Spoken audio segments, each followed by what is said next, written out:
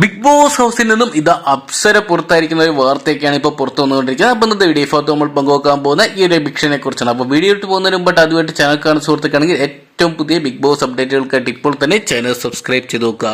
വമ്പൻ ടെസ്റ്റുകളൊന്നും തന്നെ നമ്മൾ പ്രതീക്ഷിക്കുന്നതിൽ അപ്സര പുറത്തു പോകുന്നതിനെ കുറിച്ച് ഏകദേശം നമ്മൾ കൺഫേംഡ് ആയിരുന്നു. 90% കൺഫേംഡ് ആയ ഒരു വാർത്ത 100% ഇപ്പോൾ ഉറപ്പിക്കാവുന്ന രീതിയിലുള്ള റിപ്പോർട്ടുകളാണ് പുറത്തു വന്നുകൊണ്ടിരിക്കുന്നത്. വോട്ടിംഗ് പ്രകാരം നമ്മൾ കണ്ടത് അപ്സരയ്ക്കായിരുന്നു ഈ ആഴ്ച ഏറ്റവും കുറവ് വോട്ട് നേടിയെടുക്കാൻ സാധിച്ചത്. കഴിഞ്ഞ ആഴ്ചകളെല്ലാം തന്നെ റസ്മിനും അപ്സരയും തന്നെ ഡബിൾ എവിക്ഷനാണ് പോകേണ്ടതായിരുന്നു. ഞാനേട്ടൻ്റെ ബർത്ത്ഡേ പ്രമാണിച്ച് അപ്സര സേഫ് ആയെങ്കിൽ ഈ ആഴ്ച അപ്സര ഇതാ ബിഗ് ബോസ് ഹൗസിനോട് വിട പറയുന്ന രീതിയിലുള്ളൊരു വാർത്തയാണ് ഇപ്പോൾ പുറത്തു വന്നുകൊണ്ടിരിക്കുക. ബിഗ് ബോസിന്റെ അകത്തുനിന്നും പ്രമുഖ വാട്സാപ്പ് ഗ്രൂപ്പുകളും അതോടൊപ്പം തന്നെ സോഷ്യൽ മീഡിയ പ്ലാറ്റ്ഫോമിലും തന്നെ ഈ ഒരു കാര്യം ഉറപ്പിച്ചിരിക്കുകയാണ്.